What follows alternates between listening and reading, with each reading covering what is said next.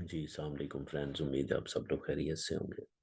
Friends, आज मैं एक इम्पॉर्टेंट टॉपिक के ऊपर बात करना चाह रहा हूँ, जिसके ऊपर लोग शायद कम बात करते हैं या लोग फोकस कम करते हैं। वो है जेलसी। अब सबसे पहले जेलसी को समझना भी बहुत इम्पोर्टेंट है कि जेलसी है क्या चीज़। अच्छा, सादा लफ्ज़ों में जेलसी ये चीज़ है कि अगर आप को कोई फियर होता है किसी चीज़ के ना मिलने का या किसी चीज़ के खो जाने का, as compare to someone else. For example, अगर आप कहीं काम करते हैं और आप एक ही तरह की पोजीशन पे काम करते हैं और आपके कोलीग को एक चीज मिलती है और शायद आपको नहीं मिलती, या वो एक चीज को हासिल कर लेता और आप हासिल नहीं कर सकते, तो आपके अंदर से एक इमोशंस डेवलप होते हैं, एक फियर डेवलप होता है, उसको क्यों मिली है, मुझे क्यों नहीं मिली। तो इस तरह की कंडीशन को व्हेन यू फील फीलिंग्स या when you feel emotions like that, तो ऐसे इमोशंस को हम जेलसी कहते हैं कि मुझे क्यों चीज हासिल नहीं हुई। तो ये जो जेलसी का इमोशन है, ये आपको तबाह बर्बाद कर देता है। वो कैसे?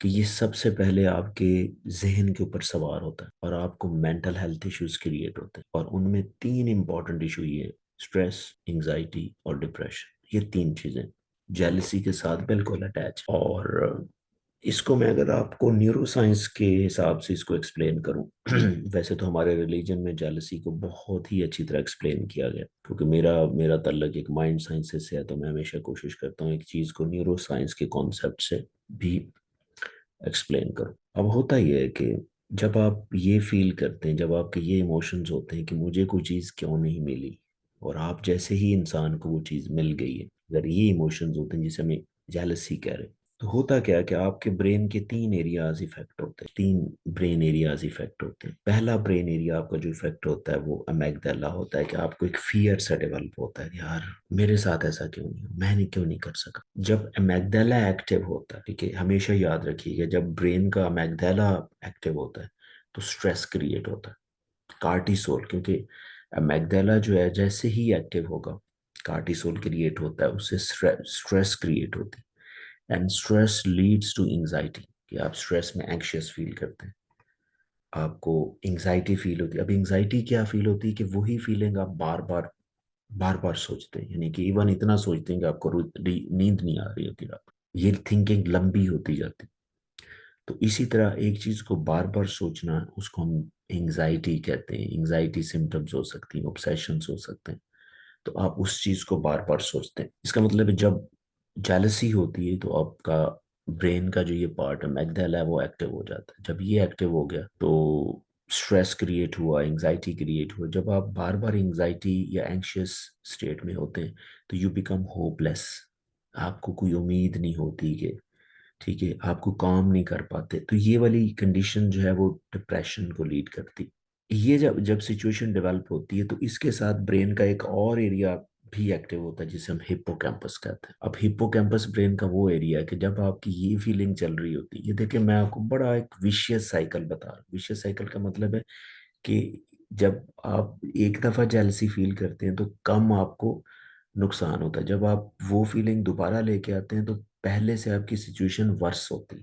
वो वर्स इसलिए होती है कि जो आपका ब्रेन का एरिया हिप्पोकैम्पस होता है, वो जब एक्टिव होता है तो आपको उस तरह की जो इमोशंस पास्ट में गुजरे होते हैं, यानी कि आप पहले भी कहीं जेलस अगर हुए हैं तो वो भी एक्टिव हो जाते हैं, वो भी आप याद करते हैं, तो आपकी वो वाली सिचुएशन पहले से ज्यादा हो जाती है। फॉर एग्जाम्पल, अभी आप जेलस इस तरह फील कर रहे हैं कि आपके किसी रिलेटिव ने गाड़ी ली, क्योंकि रिलेटिव में ज्यादा जेलसी आपको बताते हैं, और गाड़ी ली और आपके पास नहीं है, आप जेलस अगर फील कर रहे हैं, तो उसी दौरान आपको एक और मेमोरी भी याद आती है कि आपके दूसरे रिलेटिव ने शायद 2 माह पहले वो एक गाड़ी ली। अब ये सिचुएशन आपकी और खराब होना शुरू हो जाती है, क्योंकि आपका ब्रेन का जो मैगडाला है वो भी एक्टिव हो जाता है।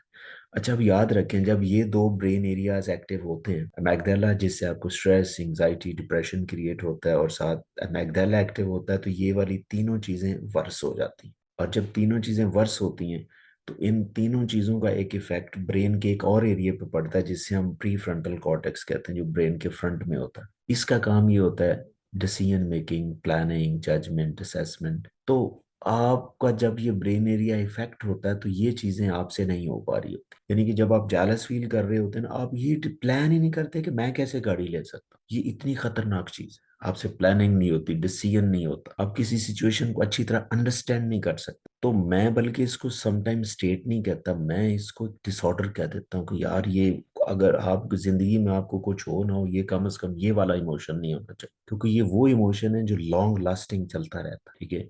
और आपने करना क्या है अगर आप ऐसी सिचुएशन फील करते हैं?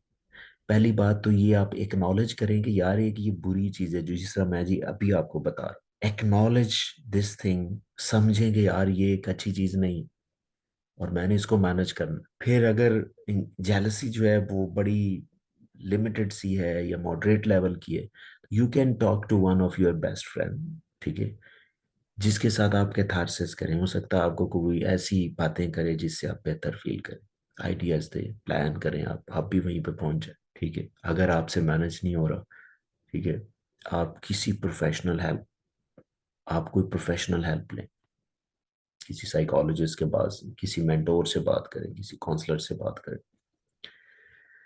और फिर कुछ ऐसी स्ट्रेटजीज को फॉलो करें जिससे आप रिलैक्स फील करें, जिस तरह मेडिटेशन है, योगा है, माइंडफुलनेस है।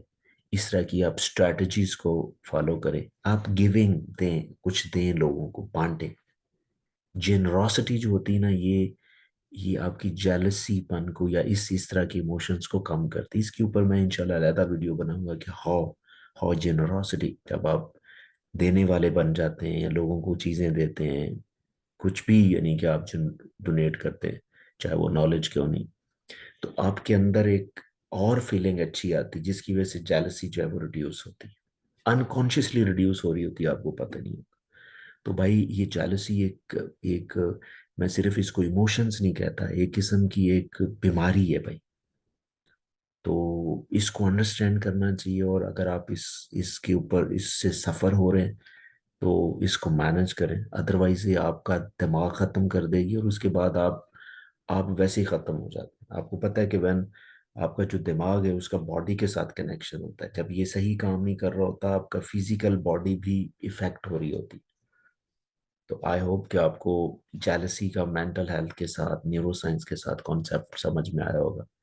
But still, if you have any question, please right me in the comment section and definitely I will answer. Thank you.